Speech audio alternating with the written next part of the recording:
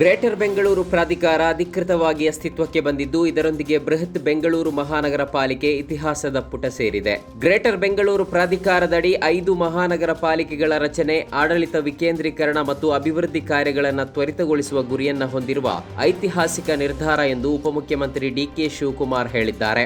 ಬೆಂಗಳೂರು ಹೆಸರಿನಲ್ಲಿ ಜಿಬಿಎ ಅಡಿ 5 ಮಹಾನಗರ ಪಾಲಿಕೆಗಳು ಅಸ್ತಿತ್ವಕ್ಕೆ ಬಂದಿರುವ ವಿಶೇಷ ದಿನ ಇಂದು ಎಂದು ಡಿಕೆ ಶಿವಕುಮಾರ್ ಹೇಳಿದ್ದಾರೆ. ಭಾರತ ಹಾಗೂ ಅಮೆರಿಕ ನಡುವೆ ಉತ್ತಮ ಸಂಬಂಧವಿದೆ.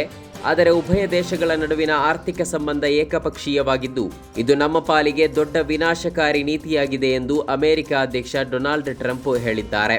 ಧರ್ಮಸ್ಥಳ ಪ್ರಕರಣಕ್ಕೆ ಸಂಬಂಧಪಟ್ಟಂತೆ ಕೋಮುಗಲಭೆ ಸೃಷ್ಟಿಸಲು ವಿದೇಶಿ ದೇಣಿಗೆ ಬಳಕೆಯಾಗಿದೆ ಎಂಬುದರ ಬಗ್ಗೆ ಇಡಿ ಪ್ರಾಥಮಿಕ ತನಿಖೆ ನಡೆಸುತ್ತಿದೆ ಎಂದು ಮೂಲಗಳನ್ನು ಉಲ್ಲೇಖಿಸಿ ಪಿಟಿಐ ವರದಿ ಮಾಡಿದೆ. ಧರ್ಮಸ್ಥಳ ಪ್ರಕರಣದಲ್ಲಿ ಹೋರಾಟ ನಡೆಸುತ್ತಿರುವವರ ಹಣಕಾಸು ವ್ಯವಹಾರಗಳ ಬಗ್ಗೆ ಇಡಿ ಮಾಹಿತಿ ಕಲೆ ಹಾಕುತ್ತಿದೆ ಎನ್ನಲಾಗಿದೆ.